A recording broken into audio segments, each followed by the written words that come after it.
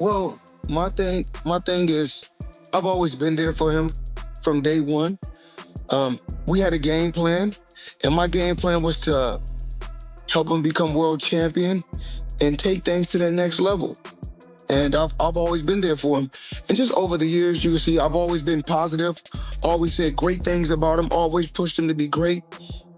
And but over the years, it's constantly going on the internet, take a shot at Floyd, take a shot at Floyd, take a shot at Floyd. Constantly be disrespectful, constantly be disrespectful. When all I ever been was respectful to try to help this fighter. Floyd Mayweather and Gervonta Davis have taken their feud to an entirely new level, with Money May unleashing an explosive rant against Tank during a live interview where he made it clear he was holding nothing back, and the boxing community has been relentlessly criticizing Gervonta for his lackluster performance ever since his disputed draw with Lamont Roach. He got lucky as a draw. He did a good fight though. I thought he won it, but man, he gotta just create more action. That's a sparring session as far as I'm concerned. But god damn, that's not the Devontae Adams.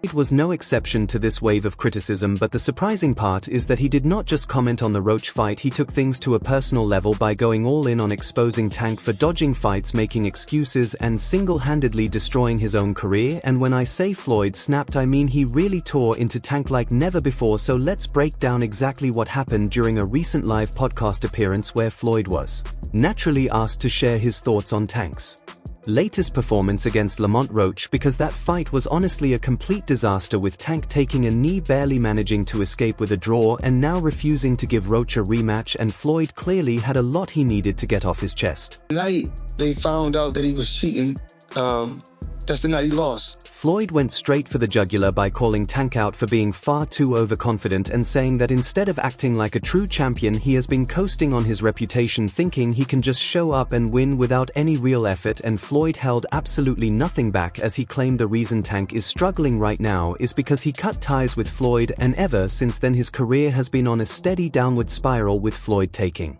full credit for everything Tank has ever achieved by stating there is no way around the fact that Tank got the career he has because of me, because I built him and I guided him and I made sure he remained undefeated. But now he wants to do it all on his own, and look at what is happening with him taking knees and dodging rematches, because that is not championship behavior. And Floyd did not stop there, as he also blamed Tank's reckless performance on his complete lack of discipline and carelessness in training, by saying Tank used to be much sharper, stronger, and more focused when Floyd was running the show, but now his ego is writing checks that his skills simply cannot cash.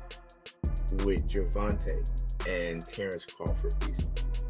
And one of the things that I've always kind of noticed is most of the time, one of the things that's kind of off limits is families. Like, you usually don't. Yes. Usually I know where you're going with this. Yeah, and so I wanted to kind of understand what your thoughts was about like some of those comments. And honestly, you have to ask yourself whether Floyd actually has a valid point here, because Tank truly seemed unstoppable back when Floyd was the one managing his career and keeping everything on track. Say this, the most exciting fighter that's acting and fighting in boxing right now is Gervonta Tank Davis. When Gervonta Tank Davis go out there and fight, he reminds me of Pretty Boy Floyd. Pretty Boy Floyd, you couldn't go get no popcorn, you couldn't go get no soda, you couldn't go get no candy. You don't want to. And now that he is operating independently, the cracks in his career are definitely beginning to show for everyone to see. What that? What's name at? I'm not see you your people. Y'all all stepping, huh?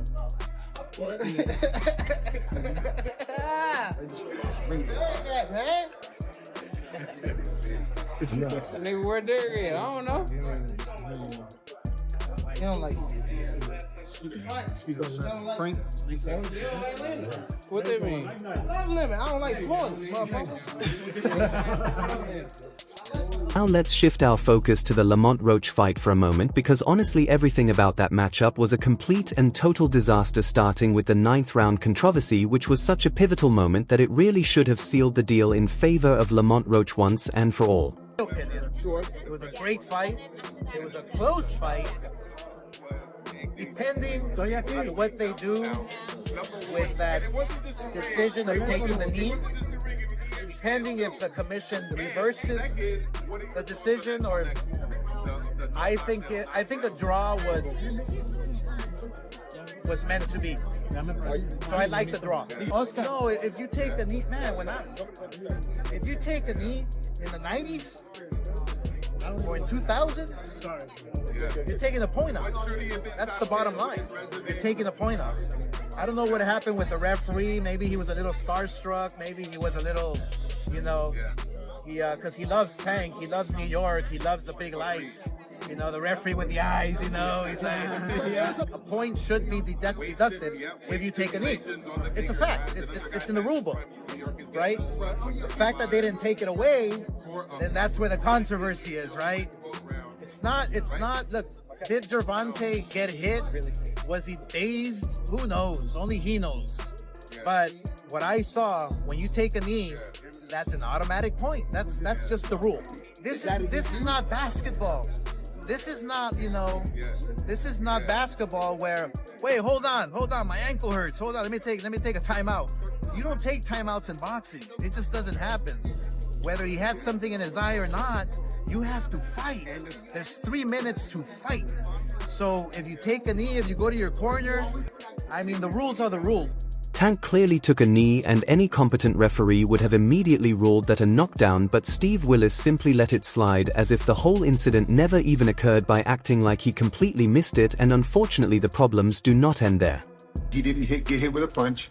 He didn't turn his back like he wanted to quit. It's just like when you get a thumb in the eye, it's a foul.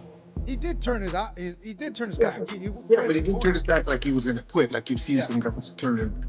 He obviously mentioned that he had something in his eye, and it wasn't from a punch. It was timing between the shots. I think that by the time he wanted that, he took a knee. But I think in the rules it states that you're allowed to do that. If you go back and you read some of the rules, I know a lot of people are complaining about it, but I think it was upheld in New York that it was okay for him to do that. I think part of the rules state that it was okay. As a coach on the other side, I would have. Yeah. Of course, right? Of course. I would have thrown a fit, man. Lamont Roach's team made it clear they were not going to accept this robbery quietly, as his lawyer immediately filed a lawsuit arguing that the entire fight was compromised by biased officiating, questionable judging, and outright corruption at every level. Obviously the part with the grease in the eye, that took on a life of its own, that was a headline in the fight. One is, what did you think when he said that initially, just like the grease in the eye? But two is like, when you was in the fight, was there any point that you saw that? Like, did you see like him kind of messing with his eye, or did you have any indication that was something that was bothering him? No, see, and that's the thing. If you look at the whole fight, he was never bothering his eyes before you jabbed him. Before I jabbed him. Even that right hand that, that kind of landed, he kind of rolled with it. But after that, you can see him wipe his eye. And then, right after I hit him with the jab, you can see him wipe his other eye. So it's like, it was corresponding to which hand that I punched him with and exactly which eye. So it's like crazy for him to say, it's grease in my eye. And I think even when he say that, you could see me, because I'm right beside him, you can see me like, nigga, what you talking about? So, right. But you say you don't think he willing though. I think whatever. See, but who cares? Like, sweat gonna get in your eye, blood gonna get in your eye. Yeah. Spit fuck around and get in your eye. You know what I'm saying? But it's not like you can be like, all right, time out, ref. Hold on, ref. Time out. You can't do that. Right. Would you be cool with Steve Willis doing the next fight? Hell no. He can't do the next fight. No, he can't do the next fight. Right. No. Pops said no. Hell no. Fuck that nigga. Yeah.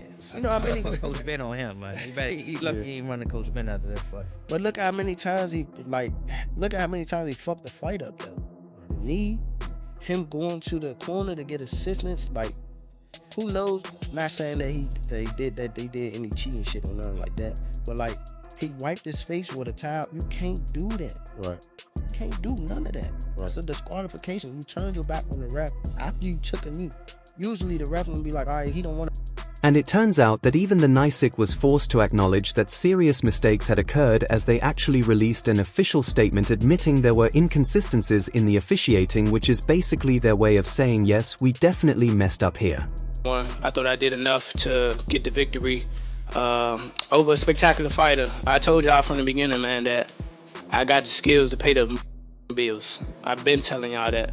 And I'm just glad I got to show it, honestly. I'm glad I got to show it. I appreciate, like I said before, I appreciate True Boxing Media. Some guys that didn't count me out. So that's just how I feel, man. I think I won. And I can't wait to do it again. I can't wait. And we also have to consider the punch statistics, because Lamont clearly landed more shots through more punches and controlled the majority of the fight, yet somehow the judges managed to pull a Houdini act and turn that dominant performance into a draw, and the situation is so blatantly unfair that even respected boxing analysts are now calling this one of the biggest robberies to happen all year. By how many rounds? I don't know. You still want the Tank Davis fight? Correct. You still want the Tank Davis fight? What went wrong? What went wrong? Take out a little steam or fire out of it, or is it still the same? I mean, we're gonna see. I'm the best fighter in boxing. I've been saying this. So, Shakur, what went wrong for Gervonta in this fight? Just because could we say maybe because Lamont didn't come in? They really. I think he got overconfident. I think he was thinking Lamont wasn't that good. I told everybody how the fight was gonna go. The fight went exactly how I said. Exactly. After seeing this performance from Gervonta, do you believe your confidence has gone a little bit more up? My confidence been up. I've been knew I was the best. Keyshawn, what's your worst?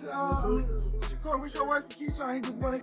At this point, Tank's entire victory is starting to look completely fraudulent, and Floyd is making absolutely sure that everyone out there knows it. Mayweather, with Gervonta recently taking aim at Floyd, saying he says all this BS but in Dubai, and he can't leave because he's been taking people's money and not doing what they paid him to do. He's an effing hater. He followed up with more tweets about Floyd, and then Floyd responded himself with a video of Gervonta Davis doing some interesting dances on Instagram. We all know Tank could get a little zesty at times, but he responded saying, now I F around and knock Floyd out when I see him, and I'll care about going back to jail. Let me explain this clearly. Tank has definitely been slacking off lately by coasting entirely on his reputation as a knockout machine while actively avoiding any genuine threats inside the ring, and you only need to look at his last fight before Lamont Roach, which was against Frank Martin, and no disrespect intended toward Martin, but that matchup was not even remotely challenging for Tank at all. Davis.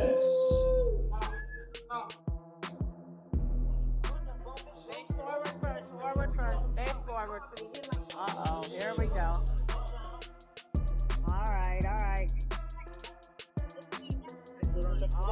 come on.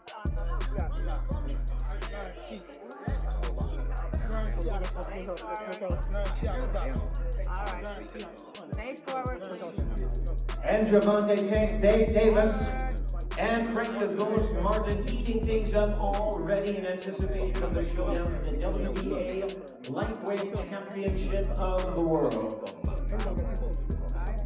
We'll invite our guests, our trainers, to join us here at the podium.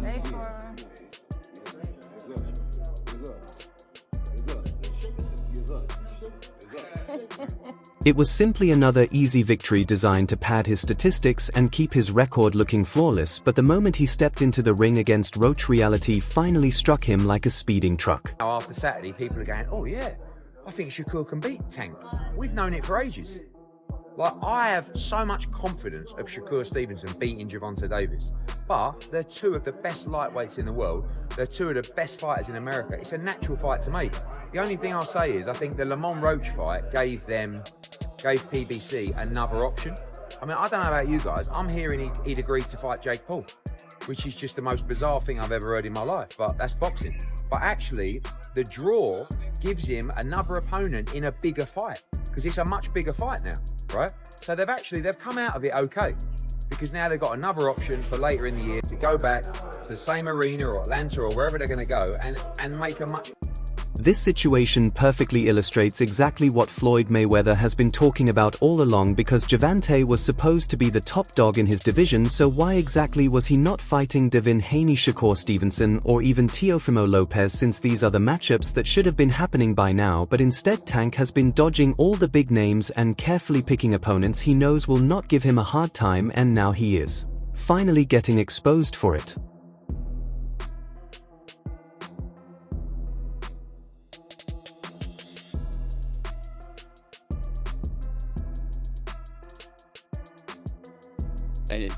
Was it to get the towel out of, to get the burn out of your eyes, or what was going on? And I didn't want to get caught.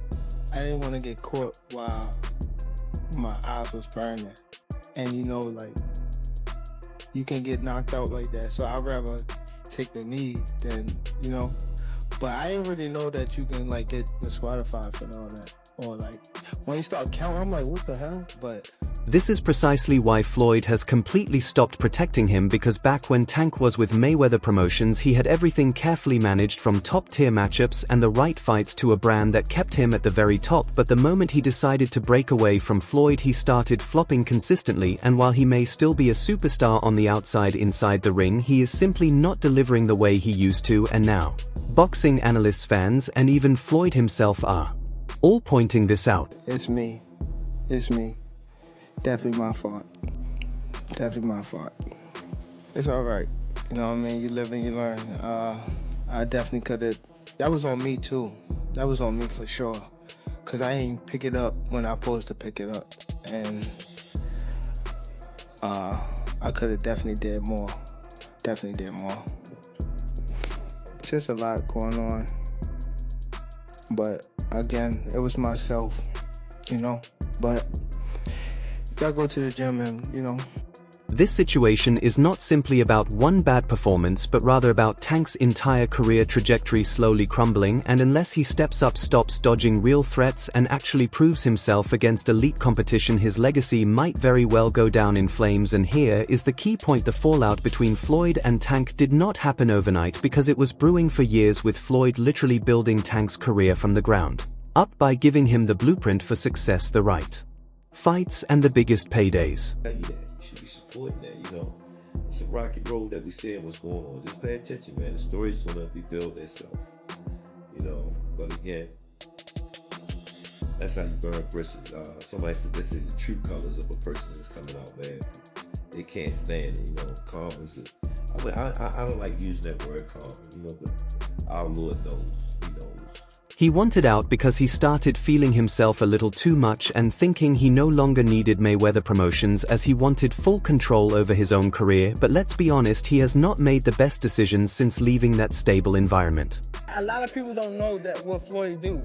He said. So you feel like it was the son, like he was subbing you, like, oh, like he was going at me. He was going at me. Yeah. I knew for sure he was going at me. That's why I went at him. There's no reason for me to go at Floyd. Yeah, that's what I was thinking. Cause I feel like y'all got, I would say love, hate, but it's been like the last interview you showed them love. This week it was whatever. But is that sometimes like, you know, is it just like big bro, little bro seeing things different, or what is it? No, Floyd don't never. He felt as though I'm at that point where it's gonna pass him. And I'm doing it at a young age. Like when Floyd was 29. You'll see, bro. Yeah. That deal that I'm talking about? Yeah. Oh, that's a part of this. He don't know about that yet. But that's bigger than his deal. Damn. Wow.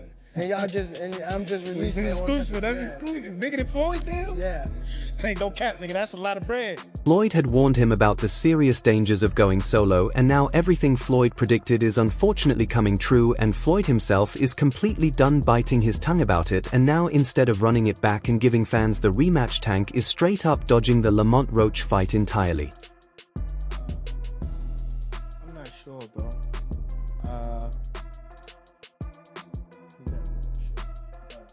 Hopefully we can get it before. It probably won't be this year.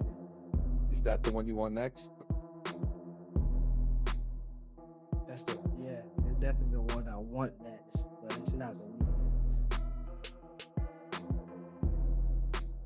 We might see it in a minute. This is the fight that everyone has been eagerly waiting for, and the matchup that the entire boxing world has been demanding ever since the moment that highly controversial draw was officially announced.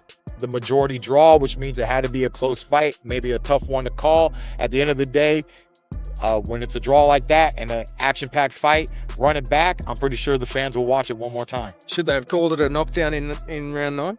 I didn't get to see it, but my one coach said no. A lot of on-takers say yes.